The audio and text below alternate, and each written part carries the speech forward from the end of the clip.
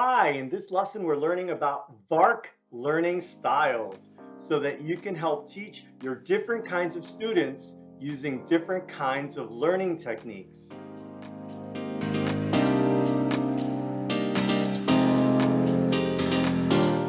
Hi, I'm Angel from Artsy Course Experts, and we help creative online course teachers with their tech. In this lesson, we're going to go over VARK learning styles. By learning how to teach with different learning styles, you can help teach to the many different kinds of students that you might have. And they might have different challenges. For example, some of your content they might not be able to appreciate, or it doesn't work for their brain or their style because they're a certain kind of learner. So with VARK learning styles, we're going to learn some techniques that will help you become a better online course teacher. To get started, let's go over this VARK thing. So Neil Fleming came up with the VARK model so that he can help teachers by identifying 4 different ways, and each of those ways is called a modality, that students prefer to learn. 4 different categories of ways that students learn. So that's what we're going to go into today. And the 4 categories are, based on VARK: V for visual, A for oral, R for reading and writing, and K for kinesthetic. And let's get into those. The first category is visual. These are students who love to see and watch and learn using their eyes. They're going to look at something. That's how they prefer to learn. These students like seeing pictures, visualizing, and looking at all the little aesthetic details. That's what these students prefer. So you as a teacher, you should be using pictures or flowcharts or animations or even movies or demonstrations. They want to see how to do a certain thing.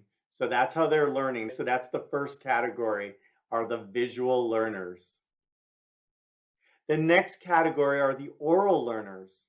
These students really learn by listening, by hearing the teacher.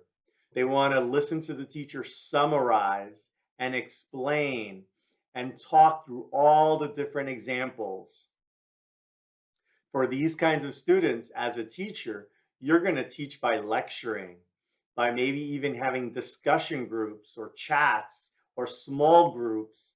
You might use a podcast or some sort of like audio show format where you're explaining very clearly and using your words to provide extra details.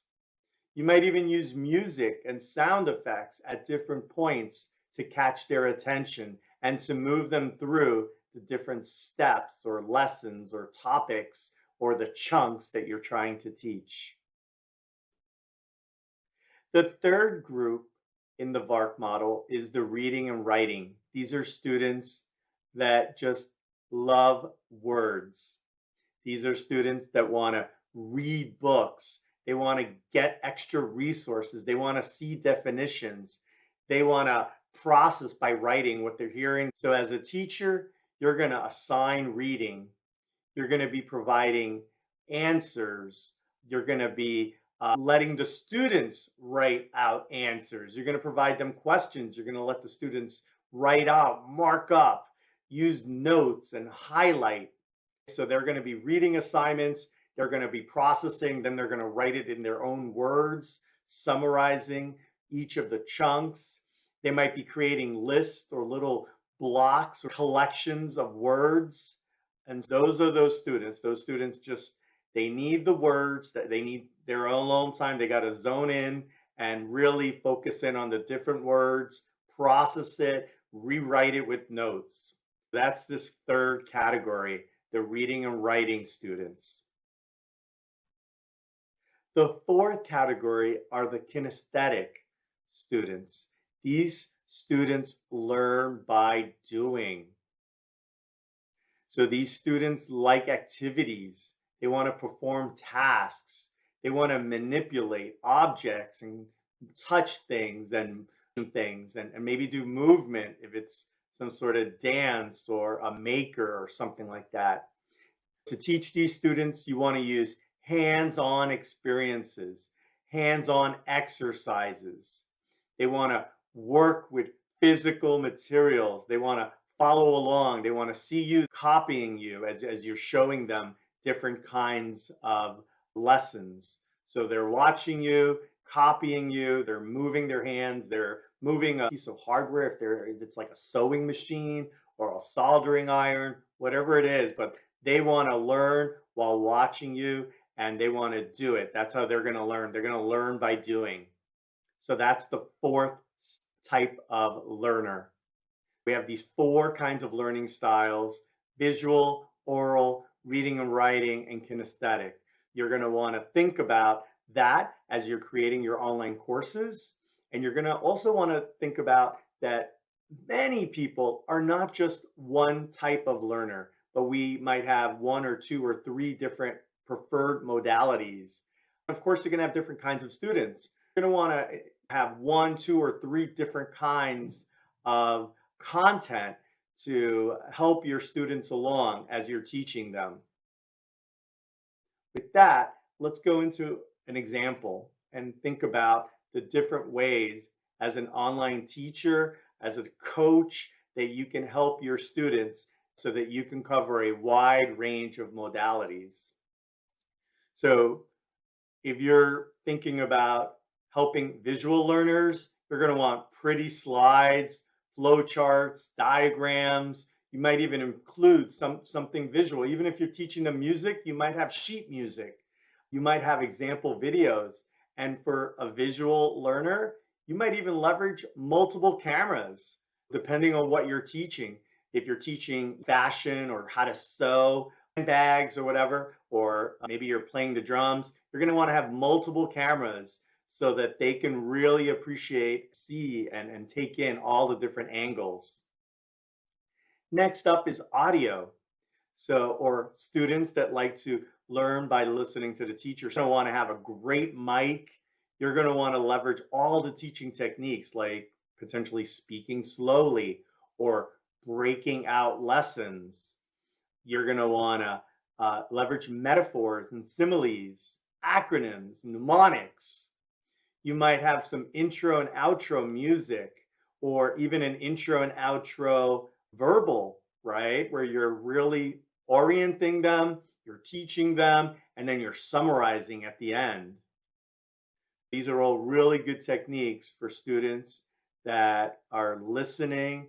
They're watching you, but for some students, it's all about what you're saying. And next up are the readers and writer students. These students, they're going to want rich decks, your PowerPoints, your slides, your keynotes. They're going to want you to take those slides and chunk it out into different blocks. They're going to want to see bulleted lists. They're going to want supplemental information like ebooks and quizzes or PDF resources. And they're going to want to highlight or mark up some content. So give them something to print out and follow along. Maybe as you're going over the lesson, there's these handouts and they have these prompts that they can fill in. They can add notes and annotate, as well as these students probably have their own notebooks. That's how you're going to really support the students who prefer to learn through reading and writing. Finally, you have the kinesthetic learners. You're going to be able to make demonstration videos, not just teaching them, but you're going to show them how you're doing stuff. You're going to actually use equipment, props, samples. You're going to give them an assignment to make something and even do a show and tell with their fellow students or to submit it to you. So you as the master teacher, course coach, you can review them depending on their phase and give them feedback. And you might even want to use an external environment or a different set or different shots. Like maybe your camera is not zoomed on you, but zoomed on your hands as you're teaching them these different things.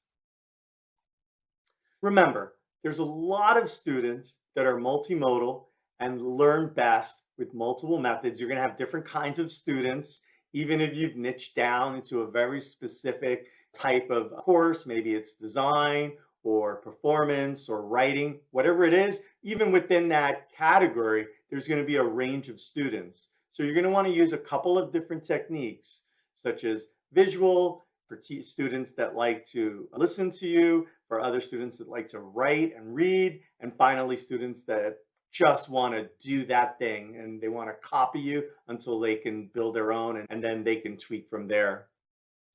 So now you're a lot smarter on VARK learning styles. If you want to level up, just go over your curriculum and think about how you're going to teach each one of your different modules. If you want to go further, you can go lesson by lesson, and you can think about how you're going to use certain different teaching techniques for each of your lessons. To learn more, check out the info and links in the notes. Subscribe now to get more tips for creative online course teachers. And for tech help with courses, a community, a teacher website, visit www.rtcourseexperts.com. Talk to you soon.